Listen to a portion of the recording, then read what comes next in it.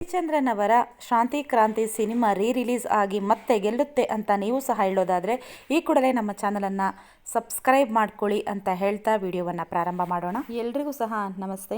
ಶಾಂತಿ ಕ್ರಾಂತಿ ರಿಲೀಸ್ ಬಗ್ಗೆ ಎಷ್ಟು ಟ್ರೆಂಡ್ ಆಗಿದೆ ಈ ದಿನ ಅಂದರೆ ಇನ್ಸ್ಟಾಗ್ರಾಮ್ ಸ್ಕ್ರೋಲ್ ಮಾಡೋರಿಗಂತೂ ತುಂಬ ಗೊತ್ತಾಗುತ್ತೆ.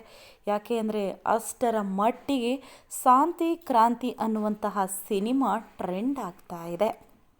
ಮತ್ತೊಮ್ಮೆ ರಿಲೀಸ್ ಮಾಡಬೇಕು ಶಾಂತಿ ಕ್ರಾಂತಿಯನ್ನು ಅಂತ ಹೇಳಿ ಇಡೀ ಕರ್ನಾಟಕದ ಜನ ರವಿಚಂದ್ರನ್ ಅವರನ್ನು ಕೇಳ್ಕೊಳ್ತಾ ಇದ್ದಾರೆ.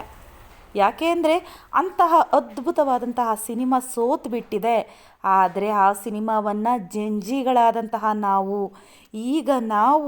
ಅದನ್ನು ಮೇಲೆ ಎತ್ತಬೇಕು. ಅದು ನಿಮ್ಮ ಸೋಲಲ್ಲ, ನಿಮ್ಮನ್ನು ನಾವು ಸೋಲಿಸ್ಬಿಟ್ಟು ಅದು ನಮ್ಮೆಲ್ಲರ ಸೋಲು, ಮತ್ತೆ ನಾವು ನಿಮ್ಮ ಗೆಲ್ಲಿಸ್ತೀವಿ ಅಂತ ಹೇಳಿ ಇಡೀ ಫ್ಯಾನ್ಸ್ ರವಿಚಂದ್ರನ್ ಅವರನ್ನು ಕೇಳಿಕೊಳ್ತಾ ಇದ್ದಾರೆ. ಆದರೆ ರವಿಚಂದ್ರನ್ ಅವರು ಇದಕ್ಕೆ ಯಾವುದಕ್ಕೂ ಸಹ ಉತ್ತರವನ್ನು ಕೊಡದೆ ಮೌನವಾಗಿದ್ದಾರೆ. ಆದರೆ ಅವರ ಮಗನಿಗೆ ಅವರು ಒಂದು ಮಾತನ್ನು ಹೇಳಿದ್ದಾರೆ ವಿಕ್ರಮ್ ಅವರಿಗೆ. ಏನಂತ ಹೇಳಿ ಅಂದರೆ, ಜನ ಇಷ್ಟಪಡ್ತಾ ಇದ್ದಾರೆ, ಏನು ಮಾಡ್ತೀಯೋ ನೋಡು ಅಂತ ಹೇಳಿರುವಂತಹ ಒಂದು ಮಾತನ್ನು ಇಟ್ಕೊಂಡು ಪ್ರತಿಯೊಬ್ಬರಿಗೂ ಸಹ ಇದು ಇಷ್ಟ ಆಗಿದೆ. ಯಾಕೆ ಅಂದರೆ ರವಿಚಂದ್ರನ್ ಅವರಿಂದ ಈ ರೀತಿಯಾದಂತಹ ಉತ್ತರ ಇಷ್ಟೊಂದು ದೊಡ್ಡ ಮಟ್ಟಿಗೆ ಎಲ್ಲರೂ ಕೂಡ ನಿರೀಕ್ಷೆಯನ್ನು ಮಾಡ್ತಾ ಇದ್ದಾಗ ಈ ರೀತಿಯಾದಂತಹ ಒಂದು ಮಾತು ಎಲ್ರಿಗೂ ಸಹ ಇಷ್ಟ ಆಗಿದೆ. ಮತ್ತೆ ಶಾಂತಿ ಕ್ರಾಂತಿ ರಿಲೀಸ್ ಆಗುತ್ತೆ ಅನ್ನುವಂತಹ ನಂಬಿಕೆಯಿಂದ ಪ್ರತಿಯೊಬ್ಬರೂ ಸಹ ಇದ್ದಾರೆ.